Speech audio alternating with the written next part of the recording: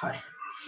එතකොට පුතේ අද අපිට කතා කරන්න තියෙන්නේ පුතේ කුලක 19 වෙනි පාඩම කතා කරන්න තියෙන්නේ කුලක.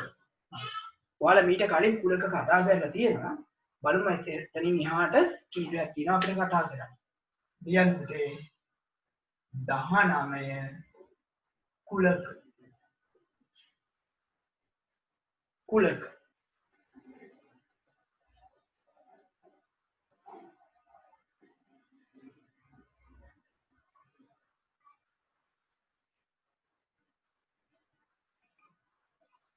එතකොට පුතේ කුලකයක් කියන්නේ අපි කලින් අවුරුද්දේ කතා කරලා තියෙනවා පුතේ නිශ්චිතවම හඳුනා ගන්න පුළුවන් ද්‍රව්‍ය වලින් යුක්ත එකතුවක්. ඒ කියන්නේ හරියටම වෙන් කර ගන්න පුළුවන් සමූහය. අපි ගත්තොත් 1යි 10යි අතර දෙකේ ගුණාකාරය. හරියට වෙන් කරන්න පුළුවන් පුතේ මේක. මේ වගේ හරියටම වෙන් කර ගන්න පුළුවන් ද්‍රව්‍ය සමූහයක මොනවා හරි සමූහයකට අපි කියනවා පුතේ කුලකයක් කියලා. එතකොට මේ කුලකය ඔයාලට මතක ඇති ආකාර කීපයකට අපි කලින් අවුරුද්දේ ලිව්වා. එකක් තමයි පුතේ විස්තර කිරීමක් විදිහට ලිව්වා. විස්තර කිරීමක්. ඒකේ ඔයාලට මතක ඇති ලිව්වා විස්තර කිරීම කියන අපි කෙටියෙන් කිව්වට නිශ්චිතව හඳුනාගත හැකි ලක්ෂණයක් පාවිච්චි කරලා ලිව්වා. අපි කෙටියෙන් ලියමුකෝ දැනට මම මෙහෙම ලියන්නම්. විස්තර කිරීමක් විදිහට ලිව්වා. ඊළඟට අපි ලිව්වා පුතේ සංගල වරහන් ඇතුලේ අවයව ලියලා ලිව්වා.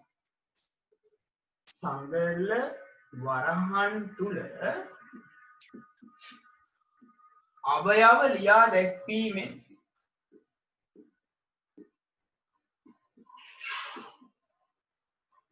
මෙහෙමත් ලිව්වා. සර් ටික ලියනවාද? එපා පුතේ කොට එන්න.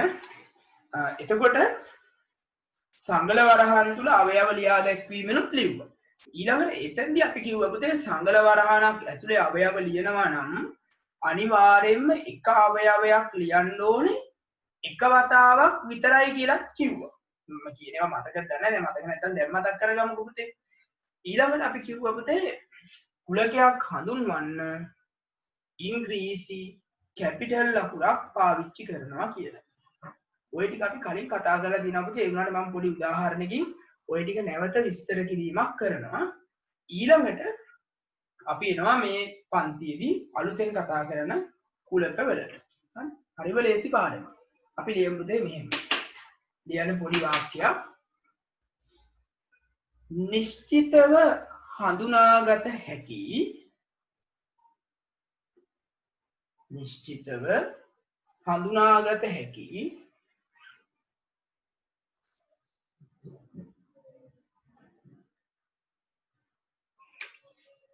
දෑවලින් මෙහෙම දෑවලින් කියන්නේ ද්‍රව්‍ය වලින් කියලා දෑවලින් යුත් එකතුවක් දෑවලින් යුත් එකතුවක්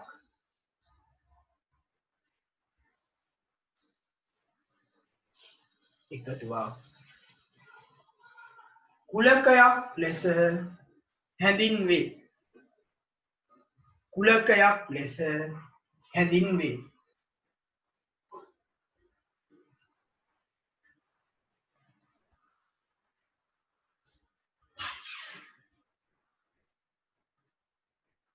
ඊට පස්සේ අපි ලියන්න දෙවෙනම කුලකයක් දැක්විය හැකි ආකාර කිහිපයකි. කුලකයක් දැක්විය හැකි ආකාර කිහිපයකි. ආකාර කිහිපයකි. එමෙ දාලා පුතේ 1 2 දාලා ලියන්න පුළුවන්කම තියෙනවා පුතේ. 1 2 දාලා ලියන්න පළවෙනි එක විස්තර කිරීමක් ලෙස දෙවෙනි එක සංගල වරහන් තුල අවයව ලියා දැක්වීමෙන්.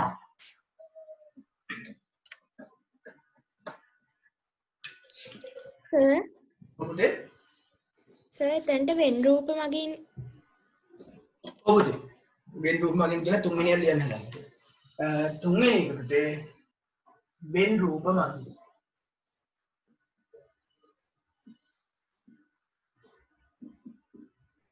අපි තුනක් කතා කරලා තියෙනවා නේද?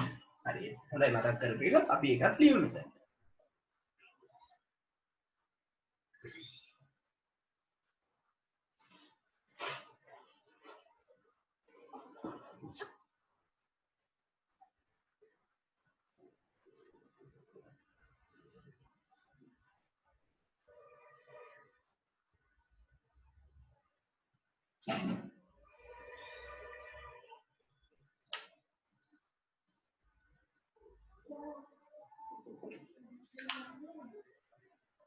ඊට පස්සේ උදාහරණයක් ලියමු පුතේ. අපරකින්න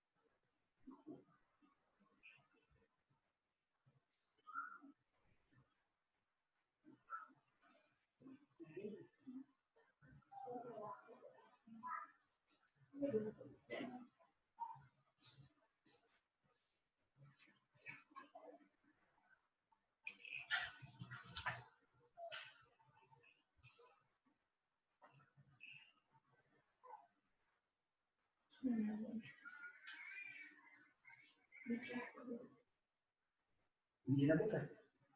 papers kita kok bahas papers. විනාඩියක් ගන්න බලන්න. හරි පුතේ. එහෙනම් අපි ලියමු උදාහරණ.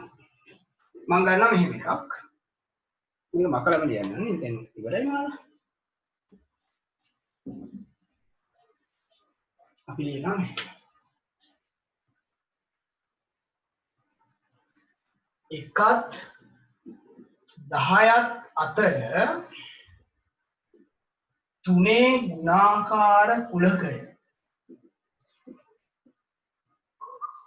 ළමයේ කියන කැපිටල් A නම් එය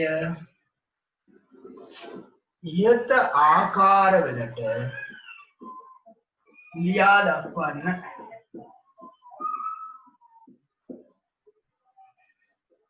දැන් පුතේ පොඩ්ඩක් මම ලියනවා. පළවෙනි ආකාරය තමයි පුතේ විස්තර කිරීමනේ. මෙතන තියෙන එකම ලියනවා. 1යි 10යි අතර තුනේ ගුණාකාරය. 1ත් 10ත් අතර තුනේ ගුණාකාරය. කුලකය කියලා ලියන්න ඕනේ නැහැ. සංගල වරහණ ලිව්වහම කුලකය තමයි. ඊළඟට විස්තර කිරීම ඔය අවයව ලියන්න කිව්වොත් අපි තුනේ ගුණාකාර ටික ලියනවා පුතේ. 1යි 10යි අතර තුනේ ගුණාකාර කියන්නේ 3 6 9. හරි. ඊළඟට වෙන් රූපයක් කිව්වොත් අපි කරන්නේ පොඩි රවුමක් ඇඳලා පුතේ.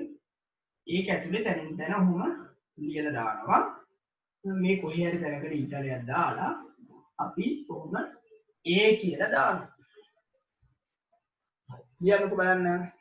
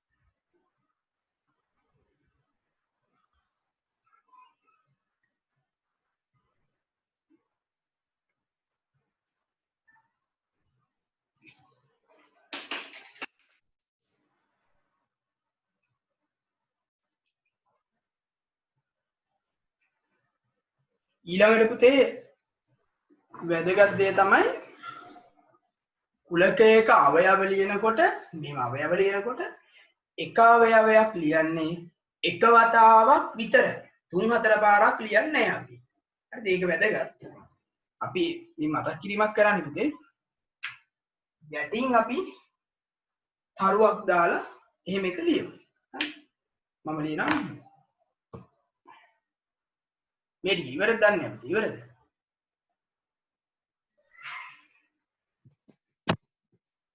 ඔව් සර්. හරි පුතේ. එහෙනම් අපි ලියමු. යටින් පුතේ තරුවක් දාලා ලියා ගන්නකො. අපි ලියමු කුලකයක එක් අවයවයක්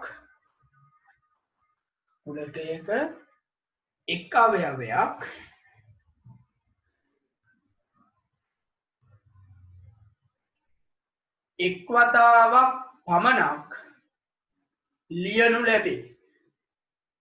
කුලකයක එක් අවයවයක්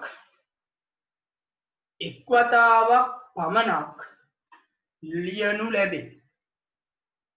එක් අවයවයක් එක් වතාවක් පමණක් ලියනු ලැබේ. හරි.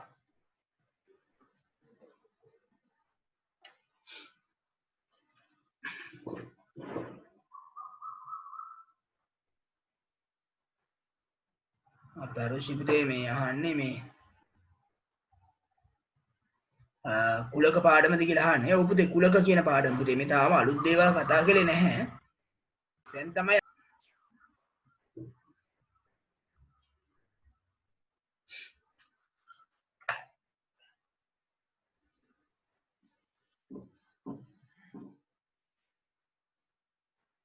ඊළඟට අනුමාත්‍රිකාව ලියා ගන්න පුතේ. ඔයාලගේ පොතේ තියෙන අනුමාත්‍රිකාව කුලක අංකණය. කුලක අංකණය.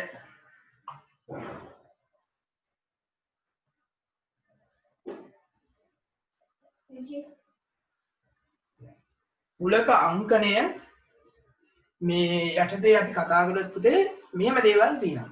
අපි කිව්වා පුතේ කුලකයකට අයත් දේවල් ඒකේ අවයව කියලා හඳුන්වනවා කියලා. කුලකයකට අයත් දේවල් අවයවනේ පුතේ. එතකොට මේ අවයවයක් නිරූපණය කරන්න අපි පාවිච්චි කරනවා පුතේ සංකේතයක් මෙන්න මෙහෙම. මෙහෙම 100 අකුරක් වගේ දාලා මැදින් මෙහෙම ඉදි කැල්ලක් ගන්නවා. අවයවයක්. එතකොට අවයවයක් නෙවෙයි කියලා කියන්න අපි පාවිච්චි කරනවා මෙහෙම සංකේතයක්. මේක මෙහෙම කපලා දානවා. ඒක තියෙනවා පුතේ අපි ගත්තොත් x සමානයි 5. ඕක සමානයිනේ. x 5ට අසමානයි කියලා කිව්වොත් අපි කරන්නේ මේක මෙහෙම කපලා දානවා. හරිද? ඒ අසමානයි එහෙම නොවේ කියන්න කරන්නේ අදාළ සංකේත කපන එක. හරි? එතකොට මේ අවයවයක් නොවේ. දැන් උදාහරණයක් අපි ගත්තොත් ඉතින් මම ගන්නවා a කියලා කුලකයක් අපි දාමු 2 3 5 7 කොහොමද දාන්නේ? දැන් මට කියන්න ඕනේ මෙහෙම. 5 කියන අවයවය a කියන කුලකයේ අවයවයක් වෙනවා. ඒ කියන්නේ a කියන එකේ තියෙනවා කියලා ලියන්න ඕනේ. ඒක අපි ලියන්නේ මෙහෙම. මේ සංකේතෙ මෙහෙම දැම්මොත් මේ කට ඇරිලා තියෙන පැත්තේ තියෙනවනේ. ඒ පැත්තේ තමයි කුලකේ ලියන්නේ පුතේ හැම වෙලේම. මට ඕනේ 5 කියන එකනේ 5. මේකේ තේරුම අපි මේ කියවන්නේ 5 අවයවයක් වේ ඒ කුලකයේ. මේක අපි සාමාන්‍ය භාෂාවෙන් කියනවා නම් 5 ඒ කුලකයේ අවයවයක් වේ. මේ කට ඇරිලා තියෙන පැත්තේ තමයි කුලකය ලියන්නේ. අවයව වැඩියෙන් තියෙන එකනේ කුලකයනේ වැඩිපුර තියෙන්නේ පුතේ. ඇයි අපි මේ වගේ සංකේතයක් දැම්මමත් එහෙම ලියන්නේ. මේ කට ඇරිලා තියෙන පැත්ත තමයි වැඩි ඒවට. එතකොට මේ පැත්තේ ලියන්න ඕනේ. හරි. වැඩියගේ තමයි මේ පැත්තේ ලියන්නේ. දැන් මට ලියන්න ඕනේ 9 කියන එක මේකේ අවයවයක් නොවේ කියලා. අපි ලියන්නේ මෙහෙම. 9 අවයවයක් නොවේ A කියන කුලකයේ. 9 අවයවයක් නෙවෙයි A කියන කුලකයේ. ඔන්න අපි අවයවයක් සහ අවයවයක් නොවේ කියන සංකේතය පාවිච්චි කරන විදිහට. හරි පැහැදිලි ඇතිනේ. අපි ලියමු එහෙම. කුලක අංකණයේ යටතේ උදේ කරුණු දෙකක් ලියන්න යන්න. හොඳයි. පළවෙනි කරුණ ලියන්න යන්න මෙහෙම. පළවෙනි කරුණ පුතේ ලියන්න. අවයවයක් වේ. අවයවයක් වේ යන්න. අවයවයක් වේ යන්න. ඉතින් මේ සංකේතය. ඔබ දාලා සංකේතයෙන්ද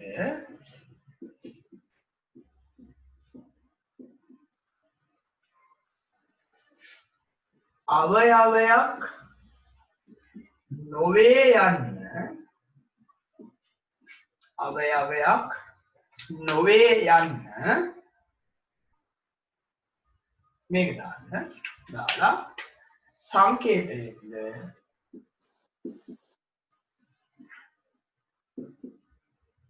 දක්වනු ලැබේ. සර් equals ඉන්න නේද සර් යකුරක් දාන්න. ඊ අකුරක් මන් නෙවෙයි පුතේ මේක ග්‍රීක හෝඩි අකුරක්. මේක අවයවයක් මේ එලිමන්ට්ස් කියලා කියන්නේ. ඔය එලිමන්ට්ස් කියන වගේ අදහසකින් තමයි මේ කියන්නේ. ඊමත් නෙවෙයි පුතේ. මේ ග්‍රීක හෝඩි අකුර මේකේ අකුර මොකක්ද කියලා කියන්න මට මතක නැහැ. හරි. කියන්න. elementary උදාහරණයක්. එතකොට උදාහරණයක් විදිහට මම මේක ගන්නවා මේ. A සමානයි 2 3 5 6 7. දැන් මේක මම ගන්නවා පළවෙනි කරුණ විදිහට මෙහෙම. 5 සමාවක් A කුලකයේ අවයවයක් වේ යන්න. අවයවයක් වේ යන්න අපිට ගන්න පුළුවන් මොකද මෙහෙම.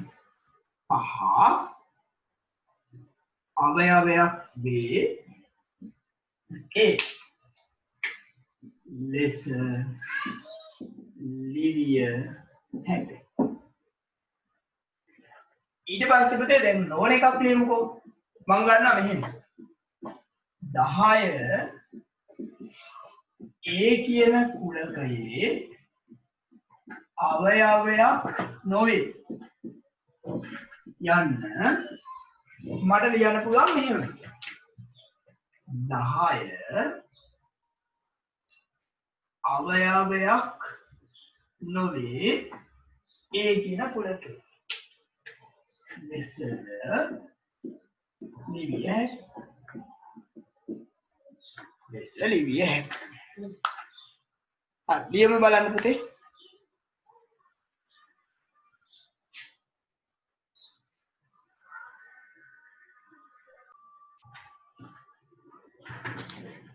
හරි පුතේ 19 එක අභ්‍යාසය. දැන් අපිට කියනවා මේ එක එක කියවන විදිය ලියන්න. අපි මෙහෙම ලියමු. එක කියලා දාලා රෝම ඉලක්කා එක කියලා අපි උත්තරේ ලියමු. එතකොට හරිනේ.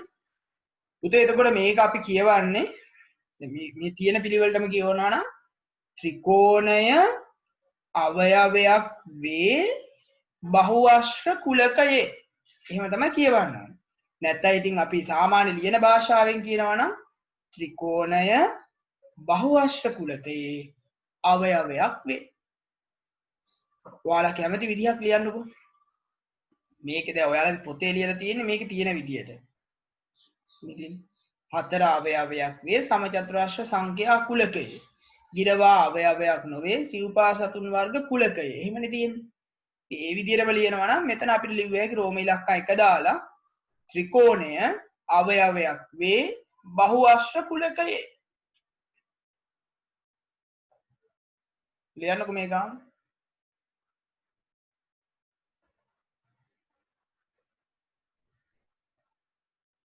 ත්‍රිකෝණය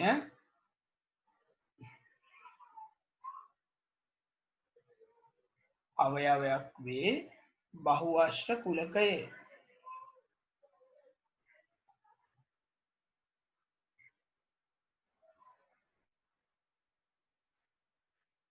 එතකොට දෙවෙනි එක පුතේ m එකක් දැම්මා අවයවයක් නොවේ ඉංග්‍රීසි හෝඩියේ ස්වර අකුරු කුලකයේ. m අවයවයක් නොවේ ඉංග්‍රීසි හෝඩියේ ස්වර අකුරු කුලකයේ.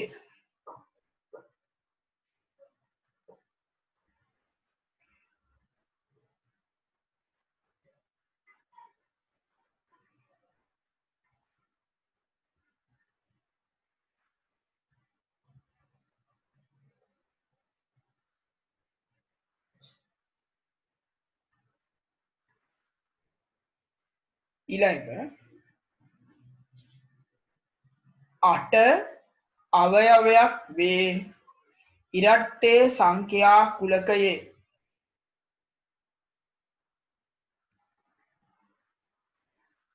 8 අවයවයක් වේ ඉරට්ටේ සංඛ්‍යා කුලකයේ.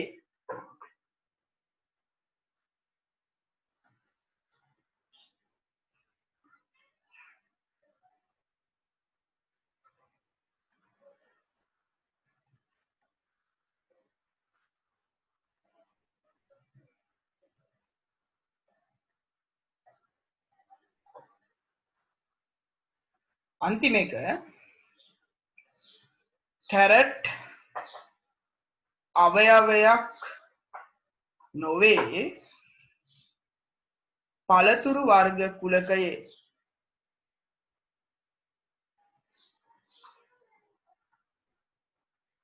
कैरेट අවයවයක් නොවේ පළතුරු වර්ග කුලකයේ.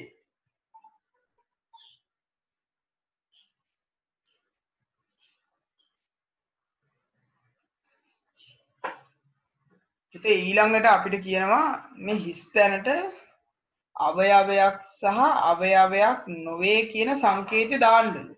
හරියට බලලා ඉවරලා දාන්න තියෙන්නේ පුතේ. අපි බලමු. දැන් ඔයාලා බලන්න ඕනේ මෙතනදී පළවෙනි එක පුතේ 11 ප්‍රථමක සංඛ්‍යාවක්ද හරිනේ පුතේ 11 ප්‍රථමක සංඛ්‍යාවක්ද නැද්ද කියලා බලන්න ඕනේ පුතේ. දැන් 11 කියන්නේ ප්‍රථමක සංඛ්‍යාව එකෙන් සහ එම සංඛ්‍යාවෙන් පමණක් බෙදෙන ඒවානේ පුතේ. එහෙනම් අනිවාර්යෙන් මෙයා අවයවයක් වෙන්නේ. එහෙනම් ඔයාලා මේකට දාන්න ඕනේ අවයවයක් වෙනවා කියන සංකේතය. ඊළඟට මෙතන පුතේ 15 4 ගුණාකාරයක්. 15 4 බෙදෙන සංඛ්‍යාවක් නෙවෙයිනේ පුතේ. එහෙනම් මෙතන ඔයාලා දාන්න ඕනේ පුතේ අවයවයක් නොවේ කියන සංකේතය.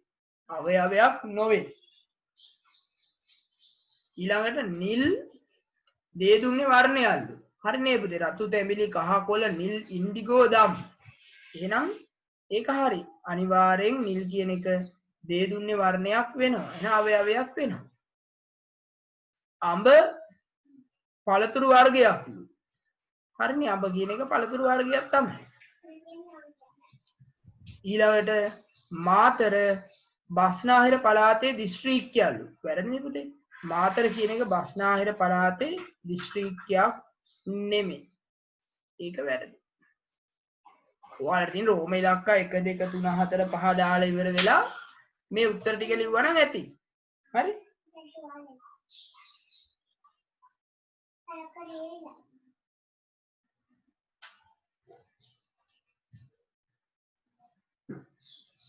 හරි. ඊළඟට මේක හරි පුතේ. මම ඒක අයින් කරනවා. ඊළඟට පුතේ අපිට කියනවා පුතේ පහත ප්‍රකාශන අභ්‍යාස පොතේ පිටපත් කරගෙන හරිද වැරදිද කියලා දාන්නලු. ඉස්සෙල්ලා අපි හරි වැරදි හොයාගමු පස්සේ පිටපත් කරන්න බැරිය. දැන් මේක කියනවා 7 කියන එක පුතේ මේ කුලකයේ අවයවයක් වෙනවලු. හරිනේ මේ 7 මේකේ තියෙනවනේ. එහෙනම් මේ කියන ප්‍රකාශනය පුතේ හරි. ඊළඟට 5 කියන එක අවයවයක් නෙවෙයිලු මේකේ. හරිනේ 5 කියන එක මේකේ නැහැ. එහෙනම් ඉතින් මේකත් හරි.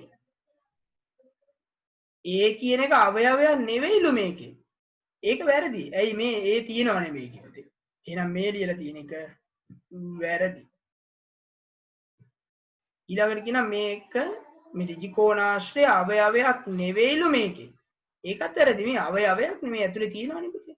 එහෙනම් මේකත් වැරදි. ඊළඟට මේ රෝම ඉලක්කම් 3 මේකේ අවයවයක්ලු පුතේ. රෝම ඉලක්කම් 3 මේකේ අවයවයක්ලු. නෑනේ රෝම ඉලක්කම් 3 මේකේ නෑනේ පුතේ. එහෙනම් මේක වැරදි. හරි වැරදි දාගත්තත් ඇතිනේ පුතේ.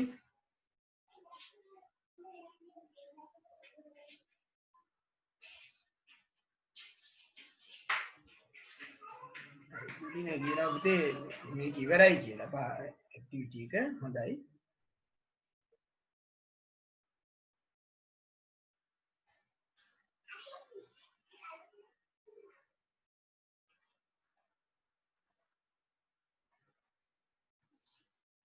බලමු ඊළඟ එක. එච්චරයි නේ.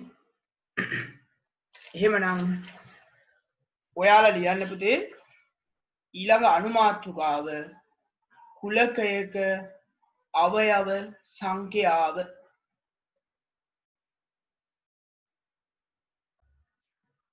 කුලකයක අවයව සංඛ්‍යාව.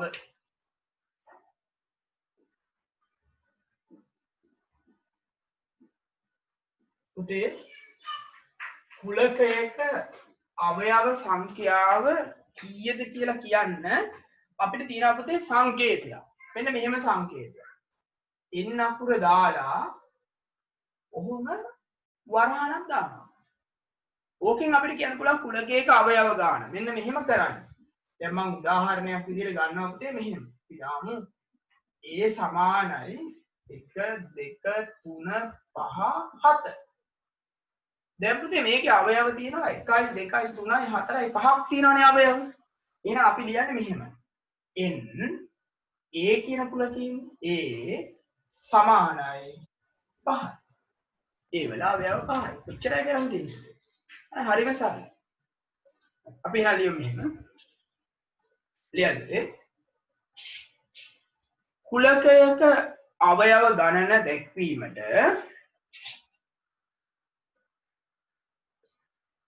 කුලකයක අවයව ගණන දැක්වීමට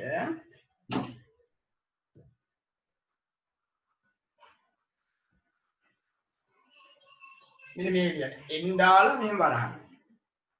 n මේක. යන සංකේතය යොදා ගනි.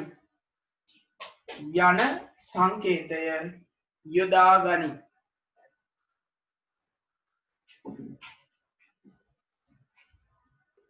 යන සංකේතය යොදා ගනි.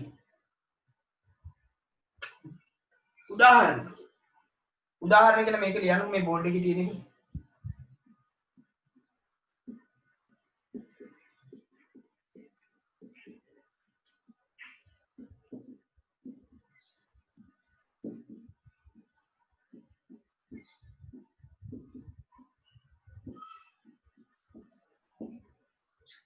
මම කියන මේ කුලකයේ අවයව පහක් තියෙනවා. එය na සමානයි 5 ලෙස ලියනු ලැබේ කියලා.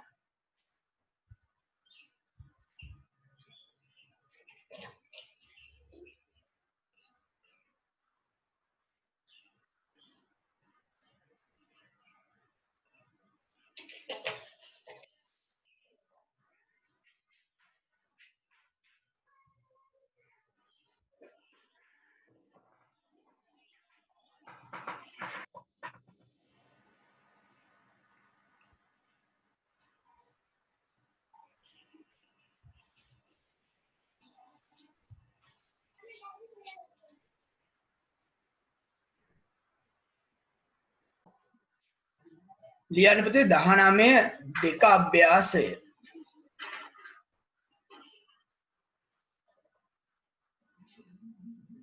19 දෙක අභ්‍යාසය අපිට කියනවා පළවෙනි ගාන මෙන්න මෙහෙම එකක්. පහත දැක්කෙන එක් එක් කුලකයේ අවයව සියල්ල සංගල වරහන් තුල ලිවීමෙන් කුලකයේ ලියා දක්වන්න. දැන් අවයව ටික දාලා ලියන්න. ඒ ටික ඔක්කොම කියලා ඉවරලා අවසානයේදී කියනවා පුතේ N A N B මේ කියන ඒවා ටික අගේ ලියන්න. අපි පුතේ මේක එකටම ලියාගෙන යමු පුතේ මෙහෙම. මම එකක් ලියලා පෙන්නන්නම්. අපි මෙහෙම ලියමු. 1 රෝම ඉලක්කම් 1 2 ඔක්කොම තියෙනවා නේ නිසා A B දාලා ලියන්න. A කැපිටල් A කියන්නේ පුතේ 10ට අඩු ගණින සංඛ්‍යාලු. 10ට අඩු ගණින සංඛ්‍යාලු. එහෙනම් අපි මෙහෙම කරමු.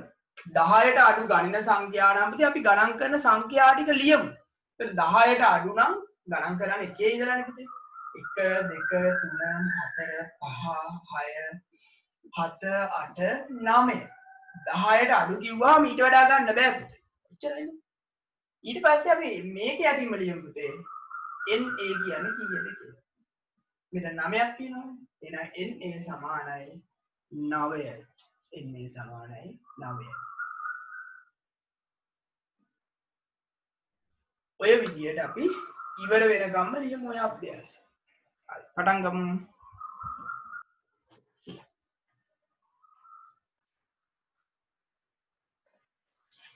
අපිට කියනවා පුතේ අනුරාධපුරේ යන වචනේ අකුරු අපි ලියමු. එක අකුරක් ලියන්නේ එක වතාවක් විතරයි. ANU R ආයේ ලියන්න දෙයක් නැහැ. ලියලානේ තියෙන්නේ දැන්. ඊළඟට DH ආයේ ලියන්න දෙයක් නැහැ. ඊළඟට P U ලියන්න දෙයක් නැහැ. R A තියනවනේ ටික ඔක්කොම. ඔච්චරයි. මෙතන 7යි ලියෙන්නේ. එහෙනම් අපි ලියනවා පුතේ NB සමානයි 7යි කියලා. NB සමානයි 7යි.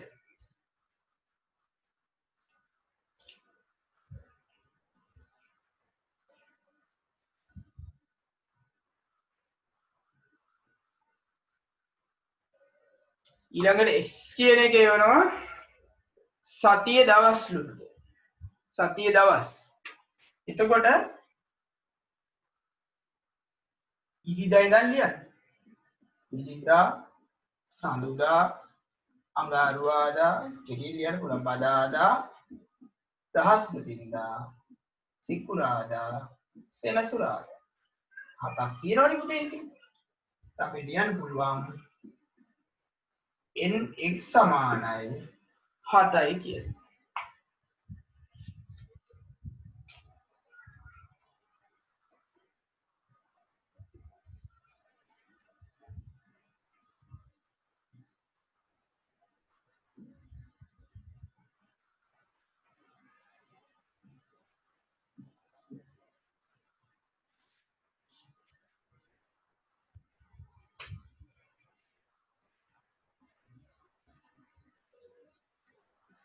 ඊළඟට b කියලා කියන්නේ අපිට දෙනවා y කියන්නේ b කොටසේ 2යි 8යි අතර 5 ගුණාකාරය. 5 10 15 20 යන ඒවා අපිට 2යි 8යි අතර තියෙන්නේ 5 විතරයි. එහෙමනම් ny ගත්තොත් අපිට ලියන්න පුළුවන් 1යි කියලා. අවයව 1යි.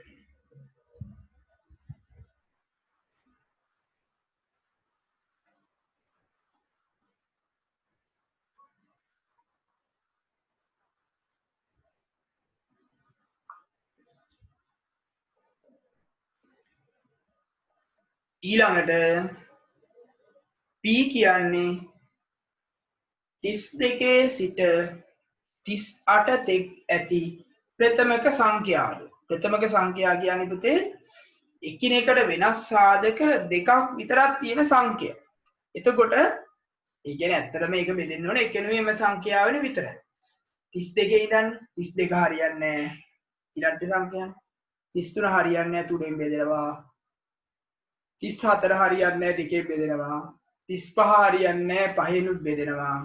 36 හරියන්නේ නැහැ 2ෙන් බෙදෙනවා.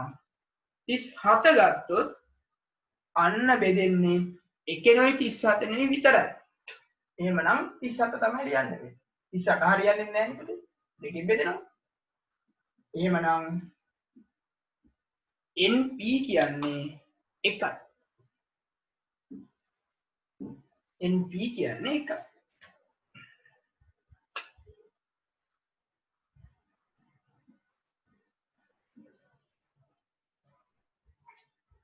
ඊළඟට කියලා ලංකාවේ ප්‍රාථමික පාසලක ඇති ශ්‍රේණි ප්‍රයිමරි අපිට. එක ශ්‍රේණියේ ඉඳලා පහ ශ්‍රේණිය වෙනකන් තියෙන්නේ. එනවා ඔයාලා ලියන්නේ. එක ශ්‍රේණිය, දෙක ශ්‍රේණිය, තුන ශ්‍රේණිය, හතර ශ්‍රේණිය, පහ ශ්‍රේණිය. එතකොට NQ කියන්නේ පුතේ 5. NQ කියන්නේ 5.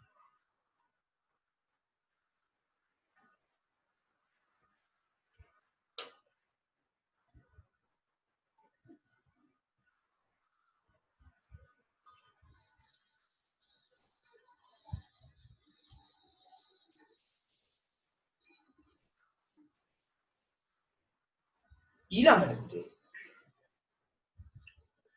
ඊළඟට අපිට කියනවා පුතේ 30 ප්‍රථමක සාධක.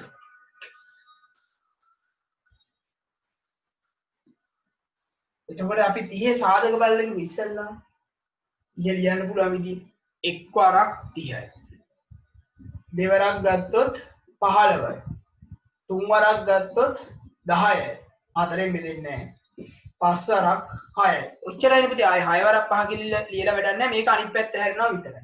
එතකොට මෙතන තියෙන්නේ ප්‍රථමක සංඛ්‍යා. එක ප්‍රථමක නෑ. දෙක හරි, තුන හරි, පහ හරි. මේවා ප්‍රථමක නෑ. මොකද එක ඉලක්කමකින් හරි බෙදෙනවා. එහෙනම් 2යි 3යි 5යි විතරයි ඔයාලා ලියන්න ඕන. 2යි 3යි 5යි. එතකොට මෙතන එනවා පුතේ NM කියලා කියන්නේ 3යි කියලා.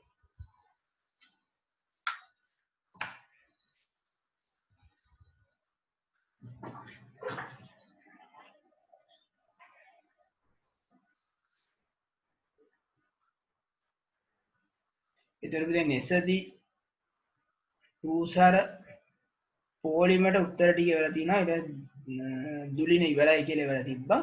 උත්තර ටික වෙලා තිබ්බා පුතේ දිගටම ඒව උත්තර ටික නම් හරි නේද?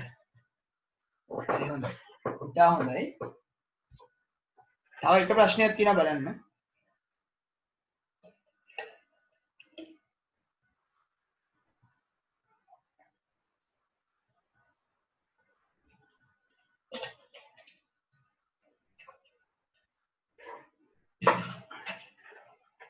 ලියන්න බලන්න ඒකට උත්තරේ.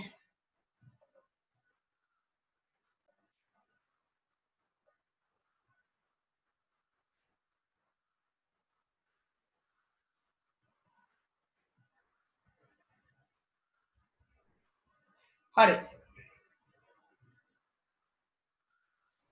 අපි බලමු පුතේ.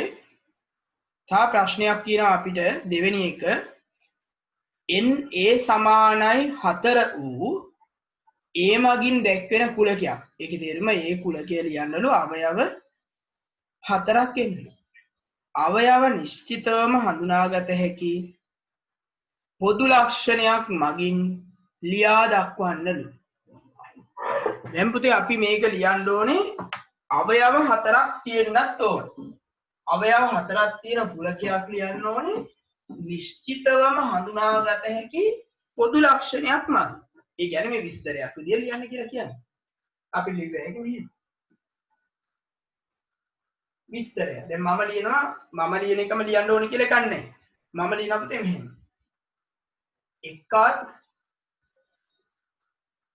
6ත් අතර පූර්ණ සංඛ්‍යා. පූර්ණ සංඛ්‍යා කියන්නේ ගණන් කරන්න ගන්න සංඛ්‍යා. එතකොට 1 6 අතර පූර්ණ සංඛ්‍යා තියෙන්නේ 2 3 4 5. ඔච්චරයි තියෙන්නේ. 4යි තියෙන්නේ. ඔන්න මම අවයව 4ක් තියෙන කුලකයක් ලියුවා. මේකක් තමයි කියන්නේ. අවයව 4ක් තියෙන කුලකයක් ලියන්නලු විස්තරයක් ඇතුව. විස්තරයක්.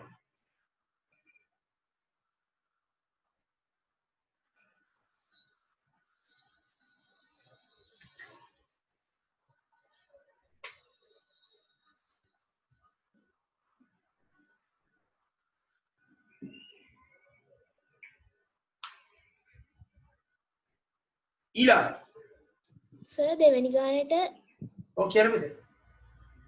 සර් දෙවෙනි ගානට 1 10 අතර ප්‍රථමක සංඛ්‍යා ලියන්න පුළුවන් නේ? ඔව් 1 10 අතර ප්‍රථමක සංඛ්‍යා ගියොත් අපි ගන්න වෙන්නේ පුතේ 2 3 5 7. ඔව් හරි පුතේ. ඒක හරි. ඒ වගේ හිතලා බලලා ඕන එකක් ලියන්න පුළුවන් අවයව 4යි එන්න ඕන පුතේ. දැන් අනිත් ඔබ කියන්නේ සර් 2 සිට 8 දක්වා දෙකේ ගුණාකාර පුළුවන්. 2 සිට 8 දක්වා ගියොත් පුතේ 2 4 6 8 කියලා එනවනේ පුතේ. හරි. ඒක හරි.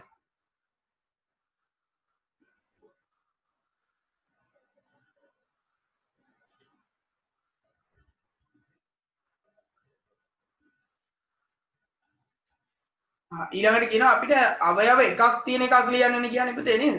අවයව එකක් තියෙන එකක් ඒක ලියන්න කියන්නේ විස්තරයක් විදියට. ඔව් විස්තරයක් විදියට. ඔව් පුතේ කියන්නේ 2ත් 5ත් අතර ඉරට්ටේ සංඛ්‍යා කියලා ලියන්න පුළුවන්ද? ඔව් නේද? අපි බලමු 2ත් 5ත් අතර ඉරට්ටේ සංඛ්‍යා.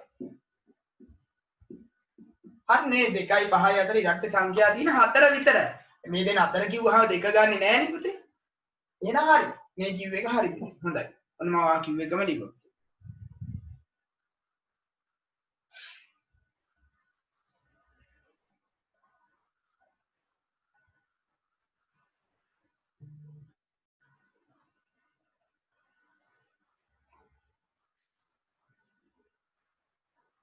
හරි.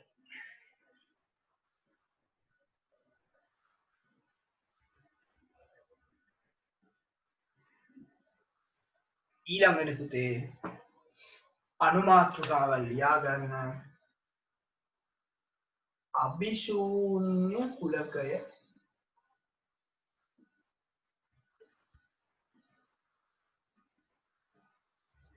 ලියන්න අභිශූන්‍ය කුලකය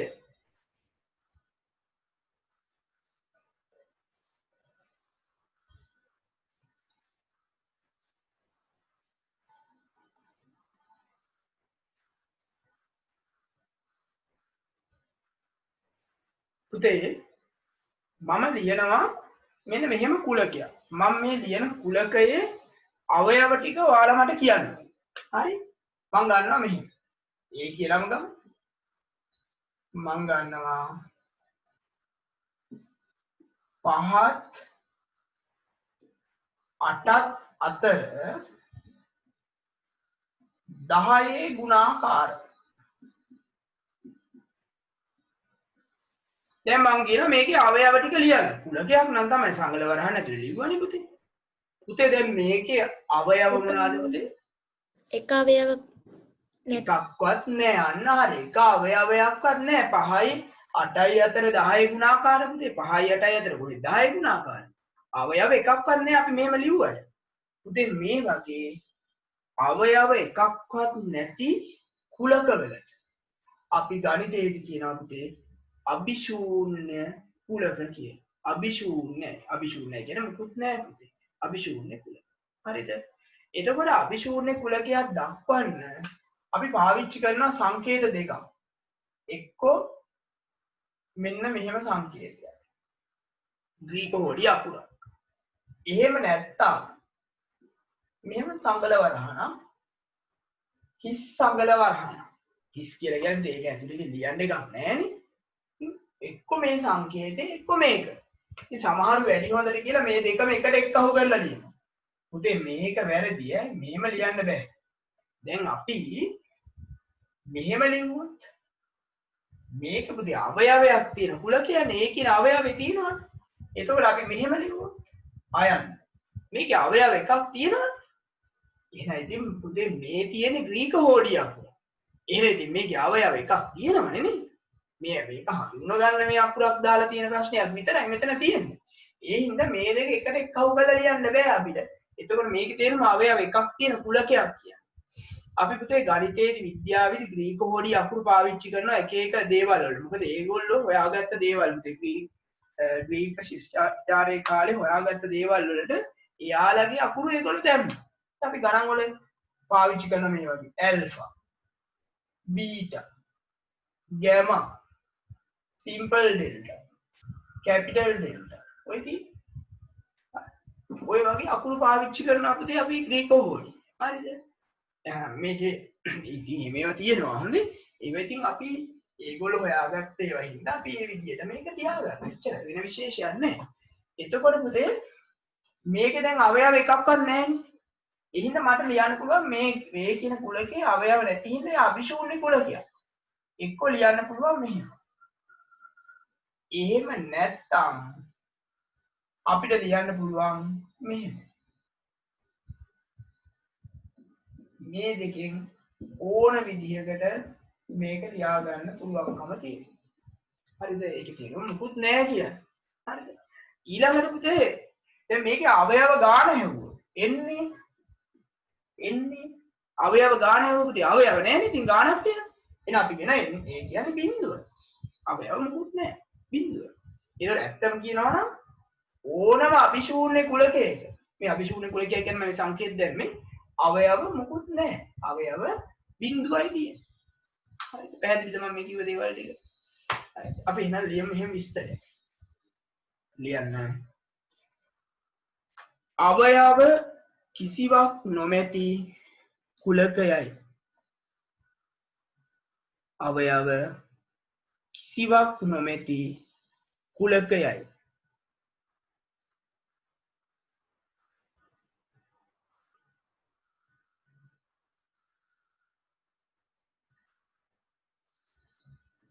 එය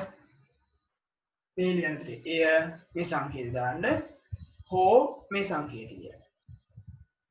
එය මේ සංකේතය හෝ මේ සංකේතය මගින් නිරූපණය කරනු ලබයි. එය මෙයා ලිව්වා හෝ මෙයා ලිව්වා මගින් නිරූපණය කරනු ලබයි.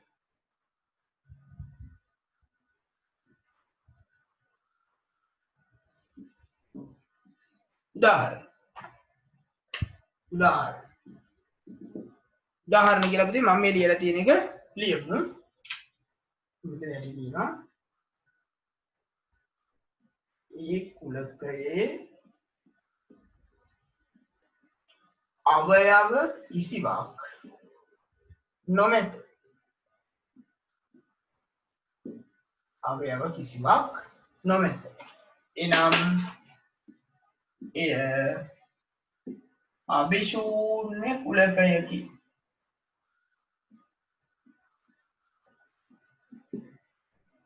එබැවින් ඒ සමානයි මෙහෙම නැත්නම් ඒ සමානයි මේ විදිහට ලිවිය හැකියි.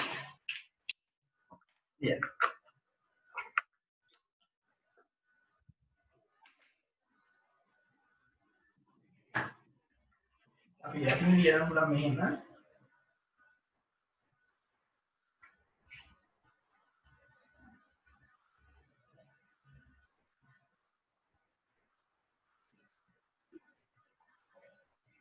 ඒ කුලකේ අවයව නොමැති බැවින් NA සමානයි බිඳුව වෙනවා. NA සමානයි බිඳුව වෙනවා.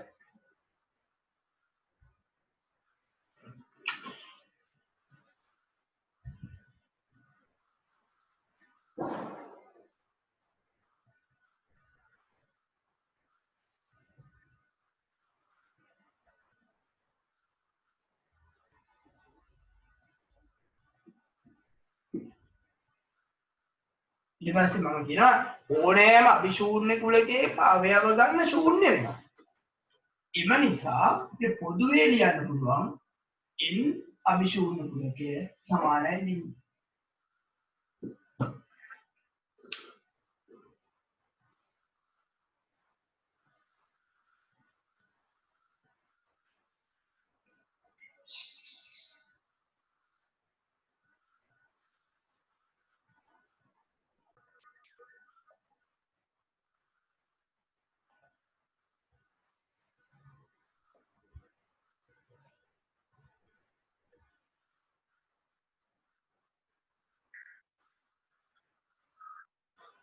හරි.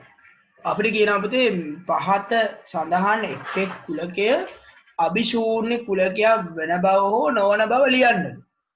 අභිශූන්‍ය කුලකයද නැද්ද කියලා ලියන්න කියන්නේ. එතකොට අවයව එකක්වත් නැත්නම් අනිවාර්යෙන් අභිශූන්‍යයි. බලමු අපි. පළවෙනියට කියනවා පුතේ පහට අඩු පහේ ධන ගුණාකාර. පුතේ පහට අඩු පහේ ගුණාකාර තියෙන විදියක් නැහැනේ. ඒ කියන්නේ මේකේ අවයව නැහැ. එහෙනම් මේක අනිවාර්යයෙන්ම පුතේ අවයව නැත්තම් අභිශූන්‍ය කුලකයක්. අවයව නැත්තම් අභිශූන්‍යනේ පුතේ.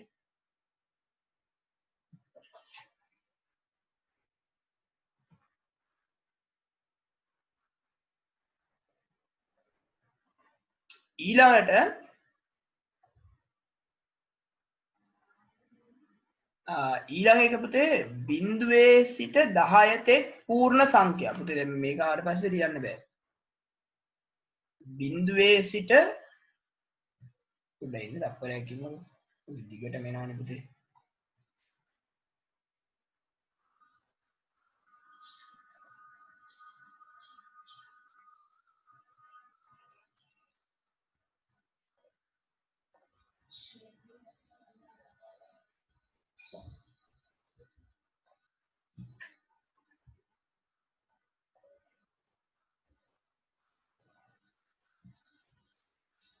එතකොට දැන් දෙකේ වුණාට පස්සේ ලියන්න ගියාම වෙලා යන අපරාධ. එතකොට මම හරි වැරදි දාන්න. මෙයා අභිශූන්‍යයි. ඊළඟට කියනවා 1 සිට 10 තෙක් පූර්ණ සංඛ්‍යා. අනිවාර්යෙන් තියෙන අපූර්ණ සංඛ්‍යා. අනිවාර්යෙන් තියෙනවා කියලා කියන්නේ මේක අභිශූන්‍ය නෙවෙයි. හරි වැරදි දාගෙන එන්න මම ලේසියට. එතකොට 1යි 3යි අතර ඔත්තේ සංඛ්‍යා පුතේ. පුතේ 1යි 3යි අතර ඔත්තේ සංඛ්‍යා කිව්වොත් පුතේ මයික් ඕක කරලා හරිය. මේ පොතයි අරන් යන්න. 1යි 3යි අතර ඔත්තේ සංඛ්‍යා කිව්වොත් 1යි 3යි අතර තියෙන දෙක විතරනේ පුතේ. එතකොට ඒක ඔත්තේ සංඛ්‍යාවක් නෙමෙයි. එන එහෙම ඒවා නෑ. 1යි 3යි අතර ඔත්තේ සංඛ්‍යා නෑ කියන්නේ. මෙයා අනිවාර්යෙන්ම අභිශූන්‍ය කුලකයක්. මේකේ ඉලක්කම් කිව්වම ඉලක්කම් අනිවාර්යෙන් තියෙනවා. එහෙනම් ඉතින් මෙයා අභිශූන්‍ය නෙවෙයි. දේදුන් ඔව් පුතේ. සර් මිශ්‍ර අභ්‍යාසත් කරන්න ඕනේද? කරන්න පුතේ. දේදුන්නේ වර්ණ කිව්වම අනිවාර්යෙන් අවයව තියෙනවා. අභිශූන්‍ය නෙවෙයි. පුතේ මේ මෙහෙම එකක් තියෙනවා කියන්නේ බිඳුව හරි ඕ හරි මොකක් හරි ගමන්නේ මේක ඇතුලේ අවයවයක් තියෙනවා කියලා. අවයවයක් තියෙනවා නම් එයා අභිශූන්‍ය නෙවෙයි. හරි? මේක හරි.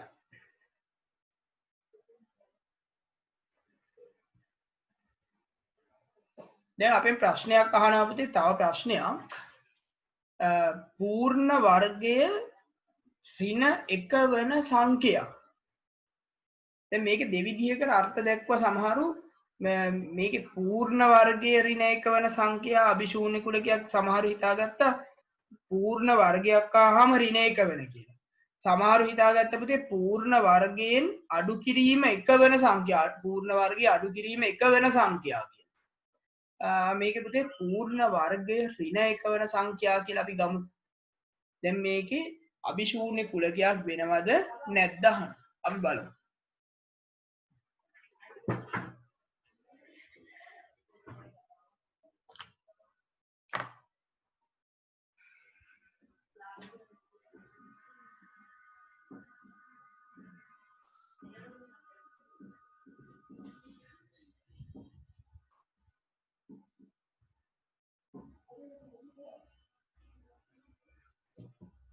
දැන් බලන්න පුතේ අපි ඉස්සෙල්ලා පූර්ණ වර්ග සංඛ්‍යා පොඩ්ඩක් ලියලා බලමු මොකද වෙන්නේ කියලා. බලමු මැසේජ් එකක් ඇවිල්ලා තියෙන එකත්. ඉවරයි කියලා කියන්නේ. ඔව් මේ විශ්ව අභ්‍යාසයට යන්න හදන පුතේ මේකේ දෙවෙනි ගාන මේ යන්නේ. අපි ඉස්සෙල්ලා පූර්ණ වර්ග සංඛ්‍යා ලියමු. පළවෙනි සංඛ්‍යාව අපි ගන්න පුතේ 1 ගුණ කිරීම 1 1යි. දෙවෙනි සංඛ්‍යාව ගත්තොත් පුතේ 2 ගුණ කිරීම 2 4යි. තව එකක් ලියන්න. තුන්වෙනි සංඛ්‍යාව ගත්තොත් 3 ගුණ කිරීම 3 9යි. දැන් ඔයාලට පේනවනේ පූර්ණ වර්ග සංඛ්‍යා ලියන විදිය පුතේ. මේ සංඛ්‍යාව ඒ සංඛ්‍යාවෙම වැඩි කරනවා. පුතේ දැන් මේකේ ඍණයම නැහැ. ඍණ සංඛ්‍යා දෙකක් වැඩි කළා 3 වරක් 3 9යි ඍණයි ධන වෙනවනේ. එහෙනම් මේ පූර්ණ වර්ගය ඍණ එක වෙන සංඛ්‍යා නැහැ. හැබැයි පූර්ණ වර්ගයකින් එකක් අඩු කළාම වෙන සංඛ්‍යා නම් තියෙනවා. දැන් ඔයාලා මේ අහන විදිහට ඕකේ තේරුම පූර්ණ වර්ගයේ ඍණ එක වෙන සංඛ්‍යා නේ පුතේ. එතකොට මෙතන මේ වගේ ඇවිල්ලා කියනවා සියලුම මම ලියනවා සියලුම පූර්ණ වර්ග සංඛ්‍යා ධන සංඛ්‍යා වෙනවා. ධන සංඛ්‍යා වේ. ඉබේන් ඉහත කුලකය අවයව නැන්නේ ඉහත කුලකය අභිශූන්‍ය කුලකයකි. සර් නෝට් එක ලියනවද? නෝට් එක ලියමු නේ පුතේ නැත්නම් ඔක පස්සේ අමතක වෙන්නේ. ලියමු පුතේ අපි නෝට් එක.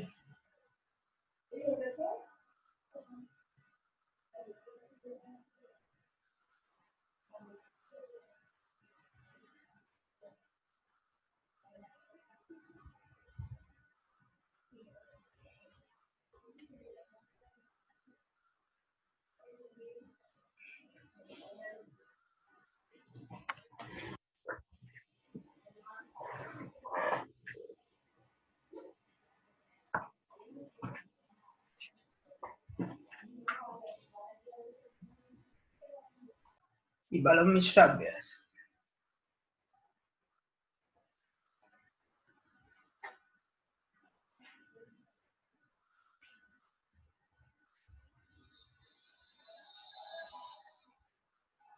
හරි දැන් අපිට කියනවා පුතේ මේකේ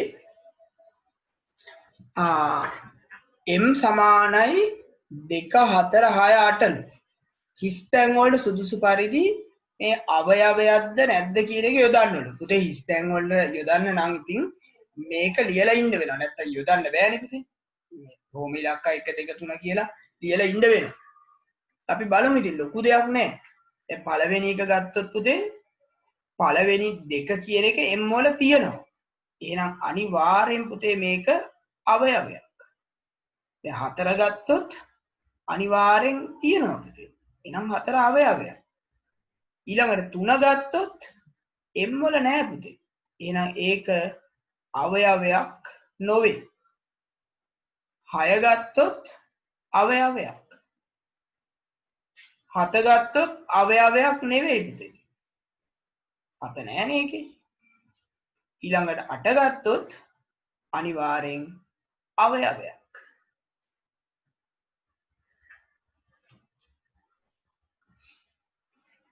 ඒක පොඩ්ඩක් ලියලා ඉවරලා ලියන්න තමයි වෙන්නේ පුතේ. පුතේ ඔයාලට මේ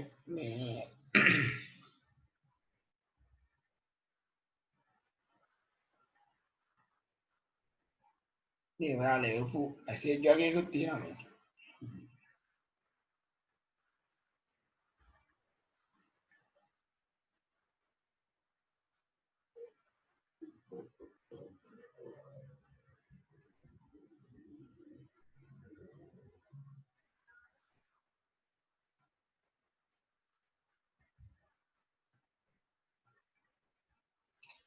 ඊළඟට අපිට කියනවා පුතේ අභිශූන්‍ය කුලකය සඳහා උදාහරණ 3ක් ලියන්න. උදාහරණ 3ක් ලියනකොට අවයව එකක්වත් නැති ඒවායින් 3ක් ලියන්න පුතේ. සංගල වරහන් ඇතුලේ 3ක් ලිව්වා නම් හරි. ඒක ඔයාලා කැමති අභිශූන්‍ය කුලක ලියන්න පුළුවන්. දැන් මම උදාහරණ ලියලා පෙන්නන්නම්. දෙවෙනි එක පුතේ මම ලියනවා මේ සංගල වරහය ඇතුළේ ලියන්න. මම ලියනවා එකත් දෙකත් අතර පහේ ගුණාකාරය. ඔන්න අභිශූන්‍යයි. එකක් ගන්න නැහැ අවයව. ඒ ඔය જાතිය ලියන්න එපා හැම එකක්ම. හොඳේ. 3යි 4යි අතර 10යි ගුණාකාර එහෙම ලියන්න එපා. වෙන වෙන ඒවා පොඩ්ඩක් ලියමු. මම ලියනවා මෙහෙම. මීටර් 6ට වඩා උස මිනිසු. මීටර් 6ක් කියන අඩි 20ක් විතර. එහෙම මිනිසු නෑනේ නේද?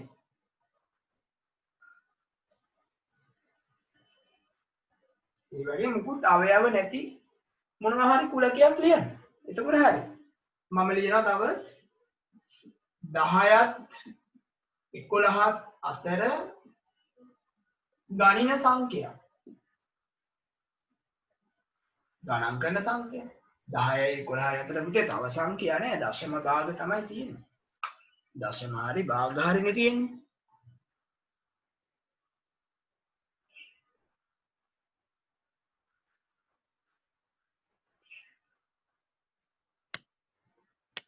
හරි පුතේ විවිධ නිදා ප්‍රශ්නයක් අහනවා. හරි පුතේ ඒක ලියන්න පුළුවන්.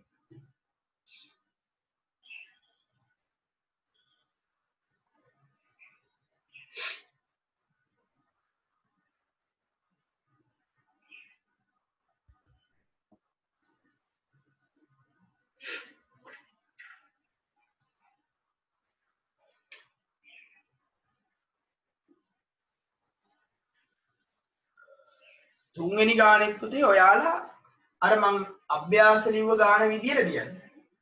තුන්වෙනි ගානෙත් කියනවානේ පහත දැක්වෙන එක් කුලකයේ අවයව සියල්ල සංගර වරහන් තුල ලිවීමෙන් නැවත ලියා දක්වන්න.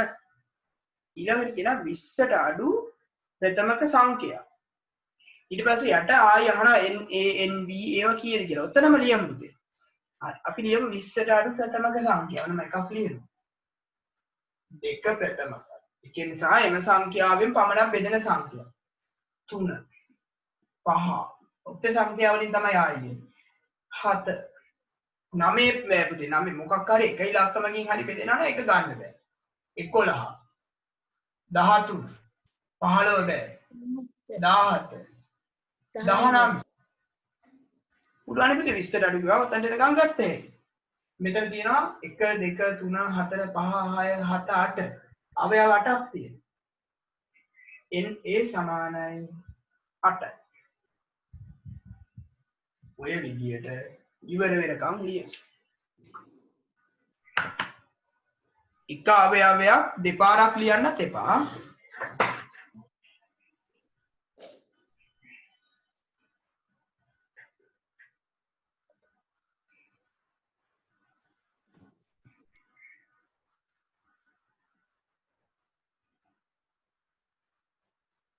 මේ ඊළඟ පාඩම කරනවාද කියලා අහනත් නෑ පුතේ අද පොඩ්ඩක් එහා පන්තියත් එක්ක පොඩ්ඩක් සමාන කරගෙන ඉවර කරමු අදට.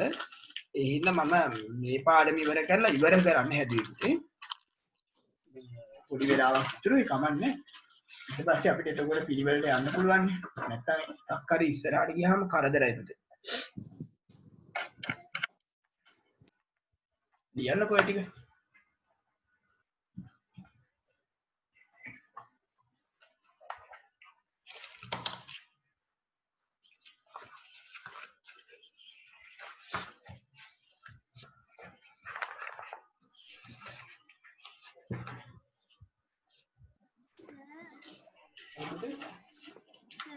අවයව ගණන ලියන එකේ මේ ඇයිස එන්ම ගන්නේ නම්බර් of element කියනකොට පුතේ එන්නේ ඒකයි n කියන සංකේතය දාන්නේ. අවයව ගන්න ඒක තමයි ගන්න සංකේතය. ඒක සම්මත සංකේතයක්. හොඳේ.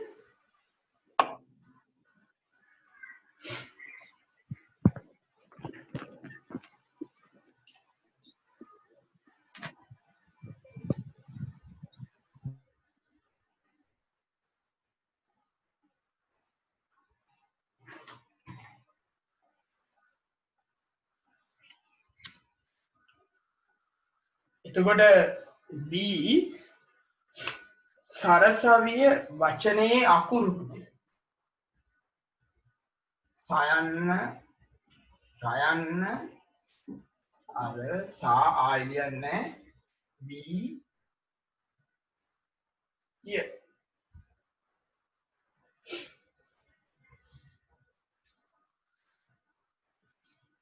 එතකොට අකුරු හතරක් තියෙනවා.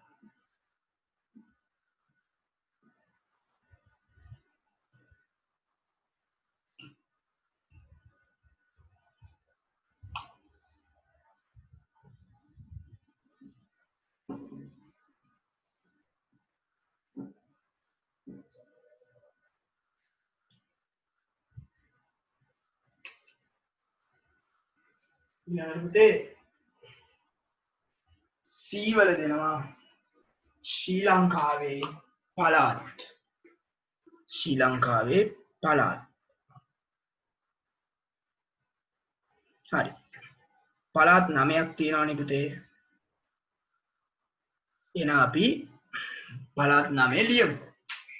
එතකොට මට කියන්නේ අපි ලේසි ටික ලියමු. උතුරු පළාත, දකුණු පළාත, නැගෙනහිර බටහිර නැගෙනහිර. ඊට පස්සේ පුතේ වයඹ වයඹ, ඌව,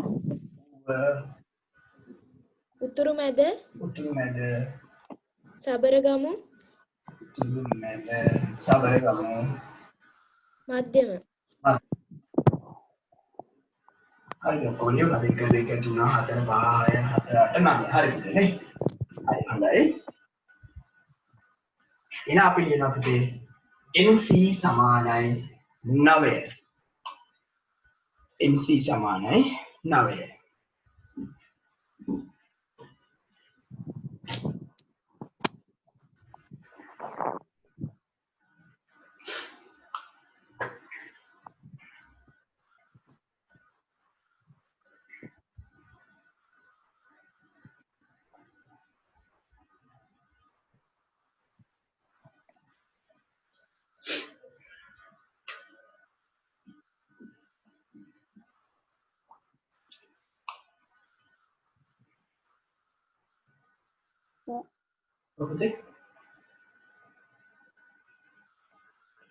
පුතේ ඊළඟට කියන 20යි 30යි අතර සමචතුරස්‍ර සංඛ්‍යා.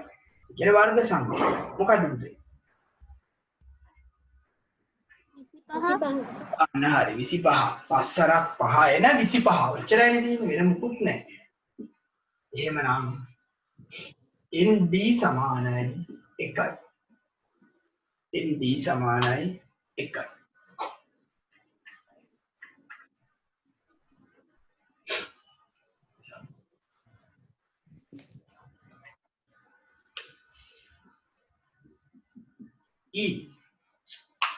ප්‍රථමක සංඛ්‍යාවක් වන සමචතුරස්‍ර සංඛ්‍යා මොනවාද? ප්‍රථමක සංඛ්‍යා පුතේ එකක්වත් නෑ නේද? ඔව් නේද? දැන් සමචතුරස්‍ර සංඛ්‍යා ඔය නෑ නේද? සමචතුරස්‍ර කිව්වොත් එක් වරක් 1 1යි, දෙවරක් 2 4යි, තුන් වරක් 3 9යි, හතර වරක් 4 16යි.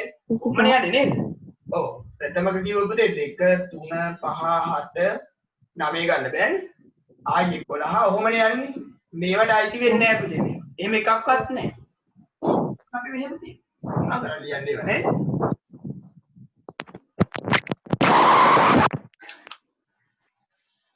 මම මේක ඕෆ් කරන්න පුතේ ඔයාලට අමාරුයි. ඒතකොට එහෙම නැත්තම් අපිට මෙහෙම ලියන්න හැකියි. ඔන්න ඔහොම ලියන්න. එතකොට අපි ලිව්වොත් NE මුකුත් නැහැ බිඳුව.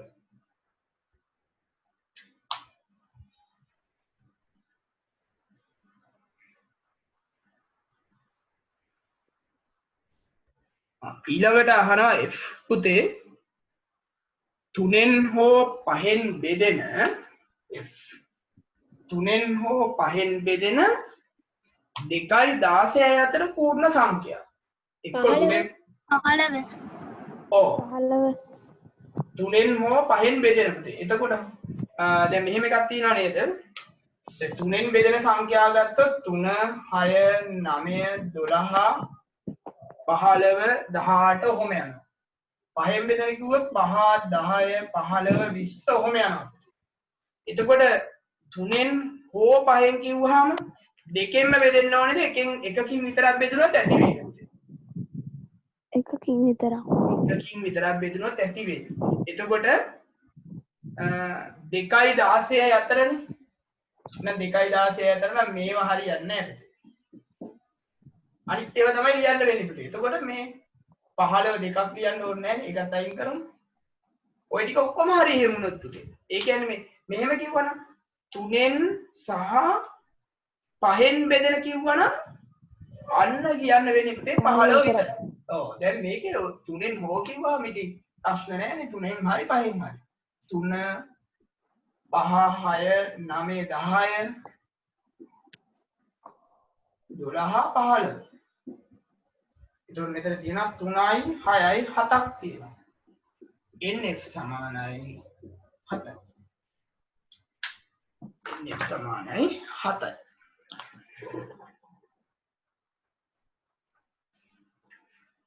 අඩුපාඩු හදාගන්න.